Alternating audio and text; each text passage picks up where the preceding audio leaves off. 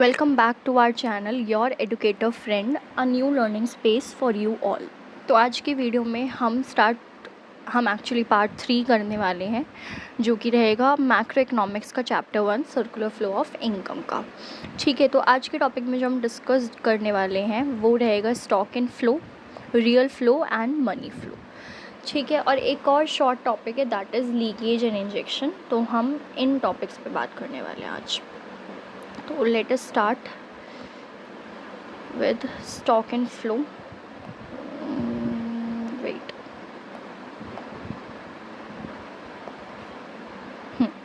Stock and flow जो रहते हैं वो हमारे वेरिएबल्स रहते हैं। दोनों ही वेरिएबल्स को रेफ़र करते हैं। वेरिएबल्स कोई वो चीज़ होती है जो कि बदलती रहती है, जो चेंज होती रहती है ओवर टाइम और ड्यू टू सम सिचुएशन और समथिंग।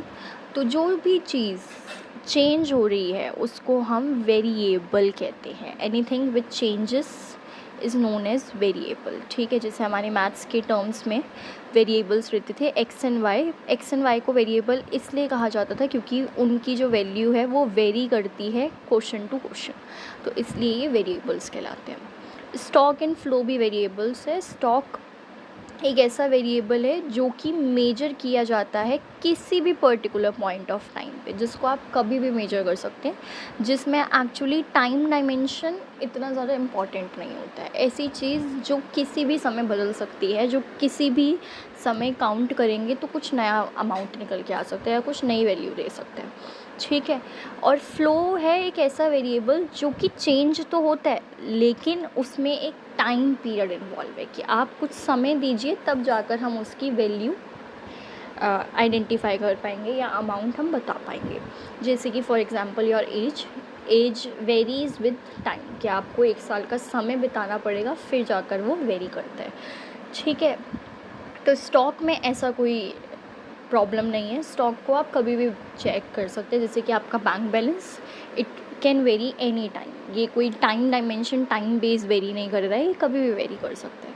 और फ्लो जो है वो वेरी करता है बट एक पर्टिकुलर पॉइंट, एक पर्टिकुलर टाइम लिमिट के बाद, कि एक टाइम लिमिट चाहिए आपको इसको वेरी करवाने के लिए। जब वो टाइम लिमिट हो जाएगी तब जाकर ये वेरी करता है।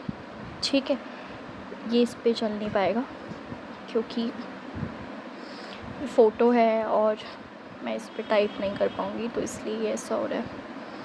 एनीवेज़ आगे चलते हैं नेक्स्ट पे। तो स्टॉक एंड फ्लो पे चलते हैं आगे, सेकंड डिफरेंस पे, टाइम डायमेंशन। अब मैंने कहा कि स्टॉक में टाइम डायमेंशन नहीं होता है, इसमें कोई टाइम बाउंडेशन नहीं है। इसको आप किसी भी समय चेक कर सकते हैं और ये जो चेंज होगा ये किसी भी समय हो सकता है। इसमें कोई ऐसा एक हमें प्रॉपर समय या प्रॉपर टाइम लिमिट नहीं चाहिए। लेकिन जो फ्लो है वो एक टाइम पीरियड के बाद ही चेंज हो सकता है। इसको मेजर करने के लिए आपको एक समय बिताना पड़ेगा, एक टाइम पीरियड देना पड़ेगा।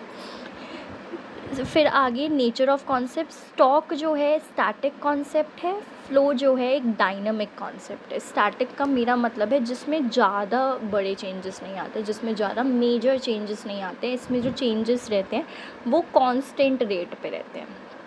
तो कोई भी चीज़ जो कांस्टेंट रेट पे चेंज होती है उसको हम स्टैटिक बोलते हैं।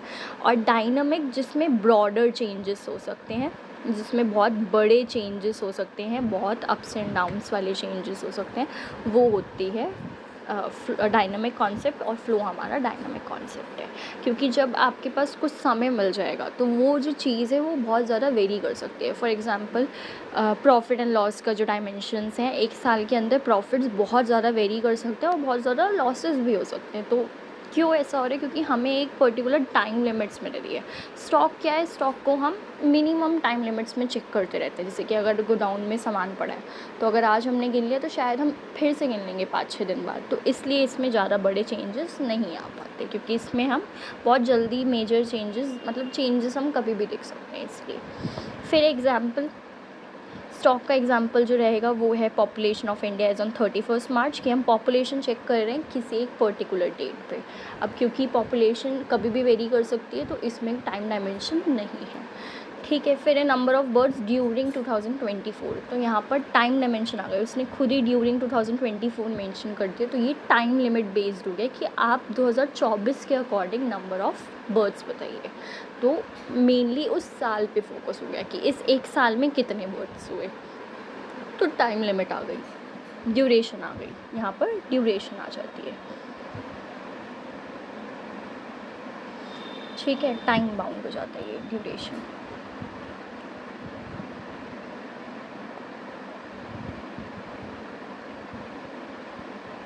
ठीक है, आगे चलते हैं नेक्स्ट पे।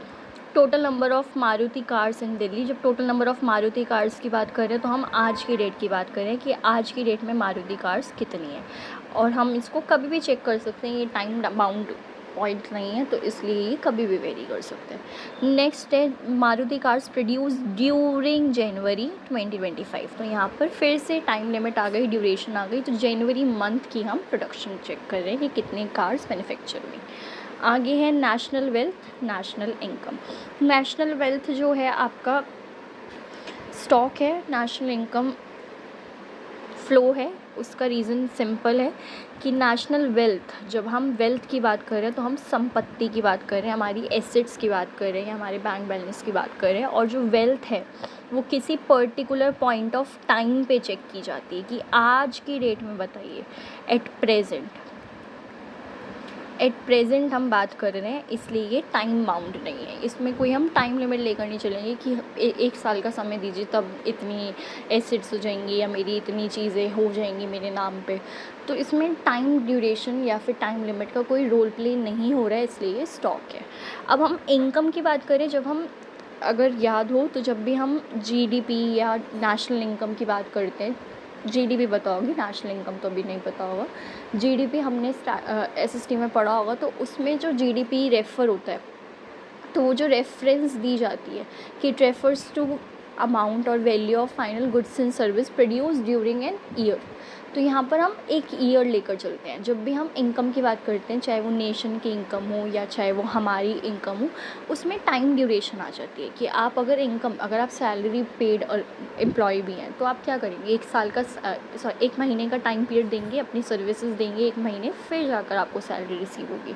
तो ये जो कॉन्सेप्ट है, इसमें टाइम आ गया, इसमें ड्यूरेशन आ गई, इसलिए ये एक फ़्लो कॉन्सेप्ट बोला जा रहा है, क्योंकि यहाँ पर टाइम आ गया है, टाइम का इन्वॉल्वमेंट हो गया, टाइम लिमिट हो गई है कि आपको अगर सैलरी भी रिसीव हो रही है तो एक मंथ की रिसीव हो रही है, या पर डे की या पर वीक की रिसीव हो रही है, तो एक ड्यूरेशन आपको बतानी पड़ेगी, फिर जाकर वो रिसीव होगी।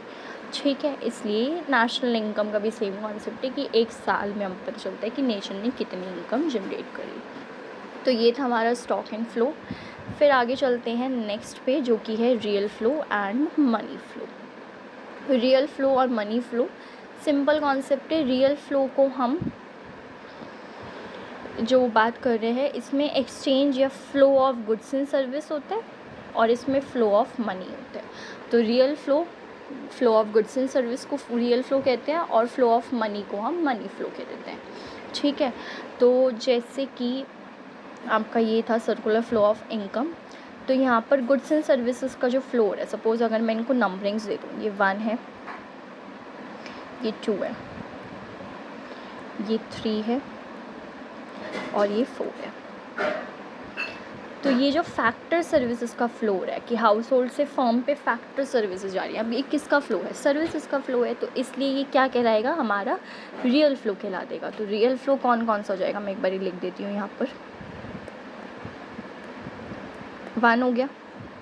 अब जो ये थर्ड पॉइंट है, इसमें गुड्स एंड सर्विसेज का फ्लो है, फर्म से goods and service house hold पे चेंज हो रहे हैं, फ़्लो कर रहे हैं। फ़्लो का मतलब हम एक्सचेंज भी बोल सकते हैं।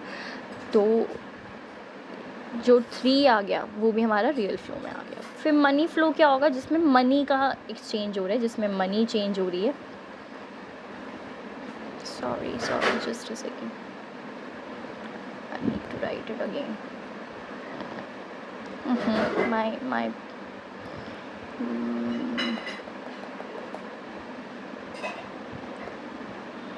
it's not working.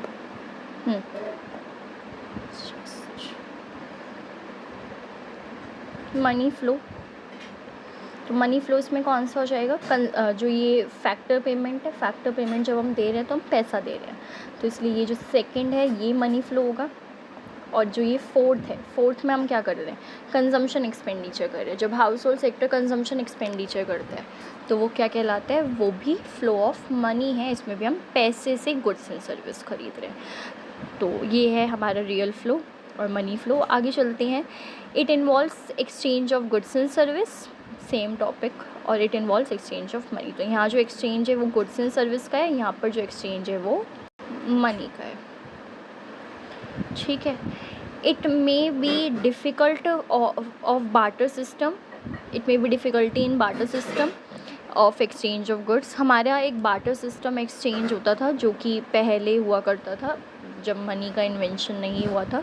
तो जब बार्टर सिस्टम होता था उसमें हम काइंड्स में डील करते थे, हम एक्सचेंज ऑफ गुड्स करते थे। तो कितनी बार ऐसी सिचुएशन होती थी कि जब हम एक्सचेंज कर रहे हैं गुड्स में, मुझे जो चाहिए ज़रूरी नहीं है वो सामने वाले पे मिल जाए, या सामने वाले को जो चाहिए ज़रूरी नहीं है वो मेरे पास अवेलेबल हो।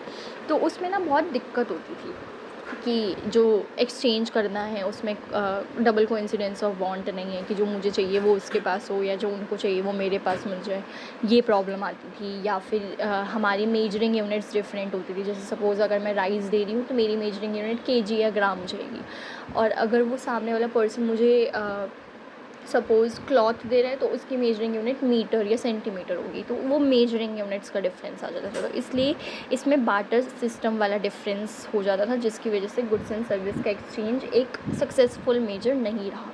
बहुत डिफ़िकल्टीज़ यहाँ पर देखने को मिली। फिर जो मनी फ़्लो है, मनी फ़्लो में कोई ऐसी डिफ़िकल्टी नहीं है, क्योंकि आज आप हर चीज़ पैसे से ख़रीद पा रहे हैं। एक यूनिटरी वैल्यू बना दी गई कि मनी के वे में हर चीज़ को डिफ़ाइन कर दिया गया कि टी शर्ट है वो रुपीज़ में डिफ़ाइन है, आपको बॉटल लेनी है वो रुपीज़ में डिफ़ाइन है। तो आप हर चीज़ बहुत ईजी तरीके से मनी से ख़रीद सकते हैं।